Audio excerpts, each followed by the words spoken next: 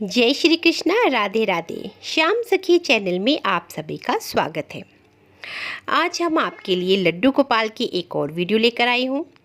उसमें आपको इस बात की जानकारी दी जाएगी कि ठाकुर जी को जो हम भोग में तुलसी चढ़ाते हैं, उनके स्नान वाले जल में जो तुलसी डालते हैं, बाद में उसका क्या किया जाए, उसका सही उपयोग बताऊंगी, ताकि तुलसी माँ का अपमान ना हो और ठाकुर जी की कृपा हमें और भक्ति हमें प्राप्त हो। लड्डू गोपाल की सेवा तो ज़्यादातर हिंदू घरों में होती ही है। लड्डू गोपाल के पूजन से लेकर भोग तक तुलसी के बिना सब कुछ अधूरा है। तुलसी की मंजरी हो या पत्ती, भगवान श्री कृष्ण को बहुत ही प्रिय है। बहुत सी जगहों में लड्डू गोपाल को तुलसी की मंजरी और पत्ती से बनी हुई माला पहनाई भी जाती है। बहुत से लोगों के मन में ये सवाल आता है कि रोज़ रोज़ जब तुलसी चढ़ाते हैं तो वह इकट्ठा हो जाती है, तो उसका हमें क्या करना चाहिए। भगवान में चढ़े हुए तुलसी की मंजरी को कभी फेंक भी नहीं सकते, नहीं तो इसका अपमान हो सकता है। इसलिए आज हम इस वीडियो के माध्यम से आपको कुछ ऐसे उपाय बताएंगे जिससे आप सम्मानपूर्वक चढ़े हुए तुलसी को दोबारा इस्तेमाल कर सकते हैं। लेकिन उससे पहले यदि आप मेरे चैनल पर नए हैं तो प्लीज़ इसे सब्सक्राइब करें, वीडियो को ज़्यादा से ज़्यादा लाइक एंड शेयर अवश्य करें। जब भगवान श्री कृष्ण के हम तुलसी की पत्ती चढ़ाते हैं, और चाहे वो भोग में डालकर चढ़ाते हैं, चाहे उनके स्नान में डालकर, तो वो जो तुलसी होती है या तुलसी की मंजरी होती है, उसको हम इकट्ठा करके लाल कपड़े में बांधकर उसे अपने घर की तिजोरी या लॉकर में रख सकते हैं। भगवान में चढ़ी हुई तुलसी और मंजरी बहुत ही शुभ और फलदायी होती है। ऐसा उपाय करने से हमारे घर में धन की बरकत होती है और धन के और आगमन के कारण बनते जाते हैं। सर्दियों और गर्मियों के मौसम के बदलाव के कारण ज़्यादा तुलसी के मंजरी और पत्ते कभी कभी हमें नहीं भी मिलते। ऐसे में आप चढ़ाए हुए तुलसी के पत्ते और मंजरी को किसी डिब्बे में स्टोर कर सकते हैं। फिर उससे तुलसी की मंजरी और पत्ते कभी जब हमें अवेलेबल ना हो तो वे भगवान को स्नान या भोग लगाने के लिए फिर से इस्तेमाल कर सकते हैं। चढ़े हुए मंजरी को सुखाकर उसे मिट्टी में डालकर दूसरा नया पौधा बनाने के लिए भी उपयोग कर सकते हैं। मंजरी यदि पकी हुई हो तो उसे आसानी से नया पौधा तैयार हो जाता है।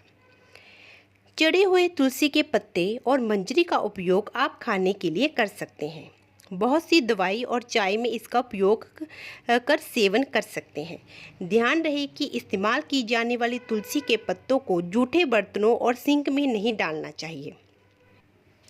मैंने अक्सर देखा है कि लोग बहुत सी गलतियां करते हैं कि जो कभी कभी ठाकुर जी पर जो तुलसी चढ़ाई होती है उसे उठाकर भोग स्वरूप, प्रसाद स्वरूप मुंह से चबाकर खाने लग जाते हैं।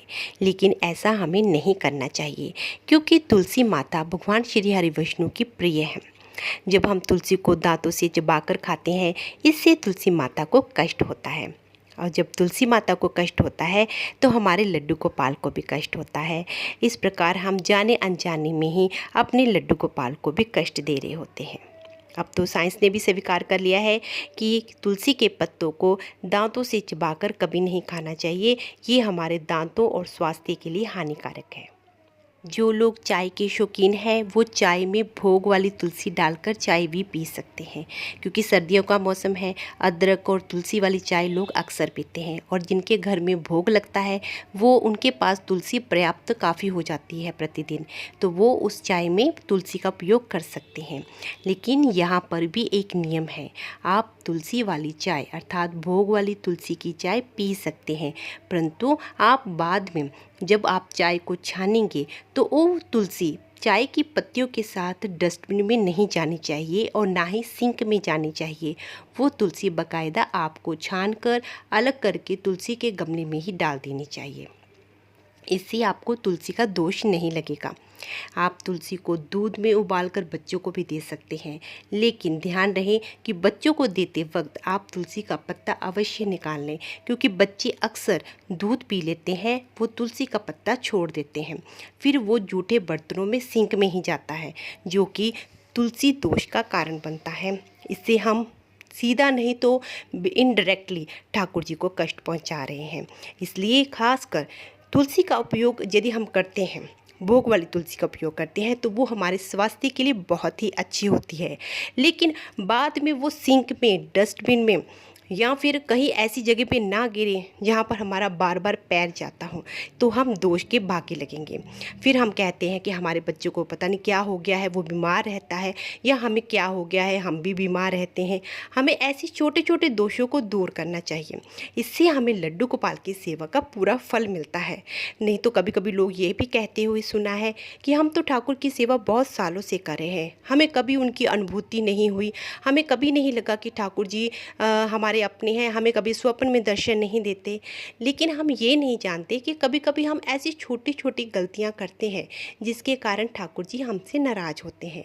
ठाकुर जी कभी कुछ कहते नहीं, परंतु किसी न किसी माध्यम से जिसको बताना होता है, चाहे वो कोई वीडियो आपके तक पहुंची है, जैसे ये मेरी वीडियो आप तक पहुंच गई है, तो समझिए कि ठाकुर जी का कोई संकेत है जो वो आपको बताना चाहते हैं। इसलिए ऐसी छोटी छोटी गलतियों को ध्यान अवश्य दीजिए कि ये गलतियां ना करें और ठाकुर जी की सेवा और भक्ति हमें ज़्यादा प्राप्त हो। हमारी तुलसी मैया इतनी पवित्र है कि तुलसी के पत्ते 11 दिनों तक बासी नहीं होते। अर्थात अभी का चढ़ाया हुआ भोग, अगर हमने भोग में ठाकुर जी को तुलसी अर्पित की है, तो जब ठाकुर जी का भोग हम उठाते हैं तो वही तुलसी को पानी से धोकर फिर से ठाकुर जी के भोग में हम रख सकते हैं। इससे हमारी तुलसी माता को कोई कष्ट नहीं होता और ठाकुर जी भी बहुत प्रसन्न रहते हैं, हमें भी कोई दोष नहीं लगता है। इससे ठाकुर जी बल्कि और प्रसन्न होकर, तुलसी माता का दुरुपयोग नहीं हो रहा है, इससे ठाकुर जी और प्रसन्न होकर हमारे भोग को, हमारी सेवा को स्वीकार करते हैं और हमें अवश्य अनुभूति भी प्रदान करते हैं और हमारे साथ समय समय पर लीला अवश्य करते हैं, जिसमें बहुत ही आनंद आता है। मैं उम्मीद करती हूँ कि तुलसी माता से रिलेटेड ये वीडियो आपके लिए बहुत ही उपयोगी रही होगी।